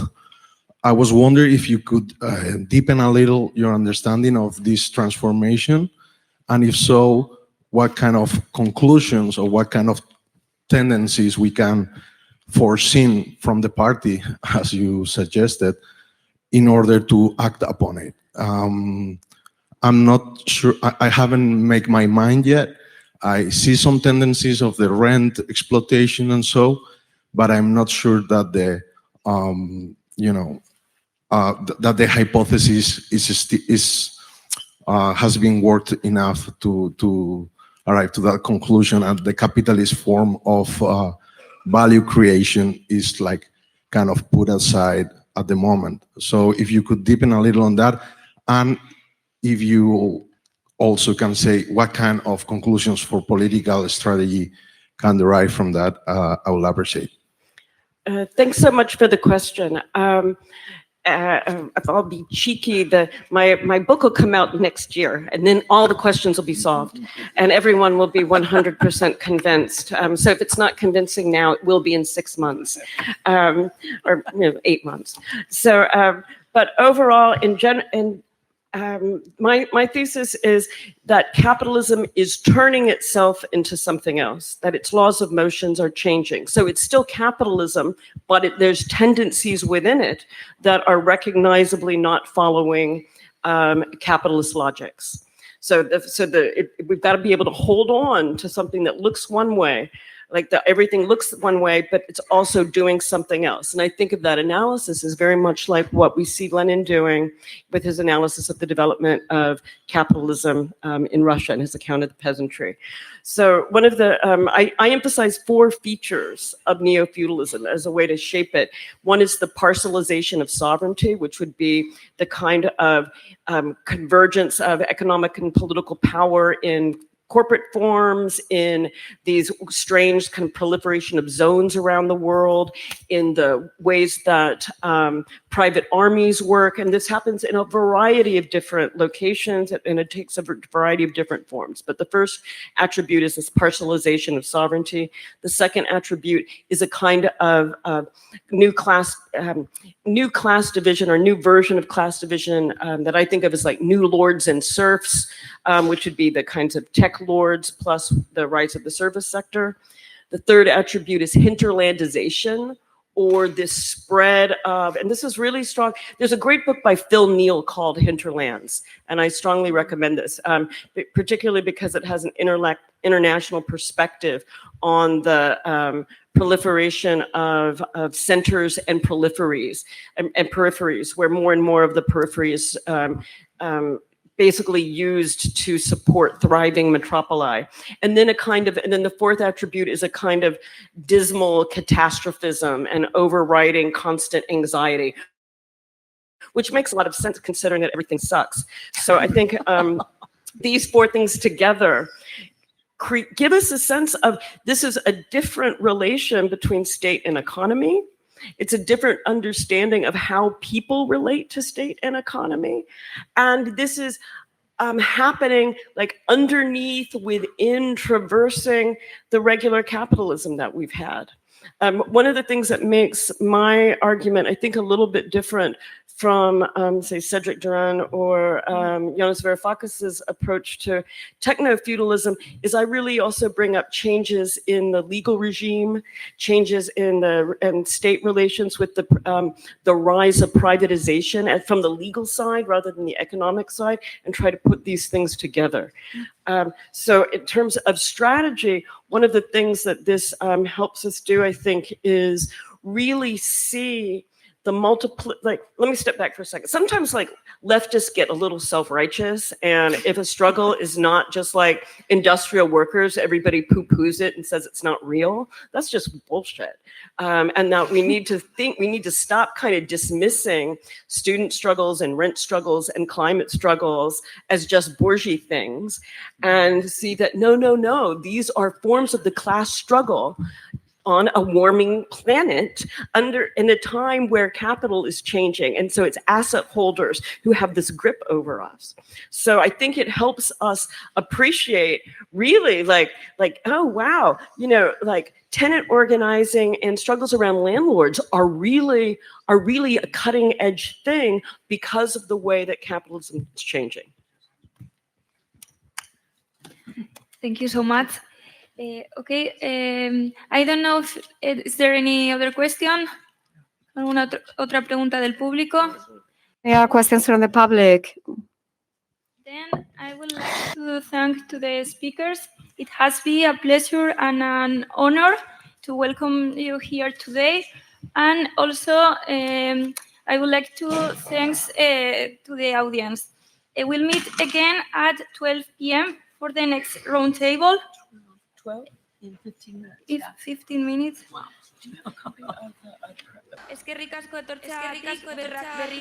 Muchísimas gracias por haber venido y de nuevo nos vamos a reunir aquí a las 12.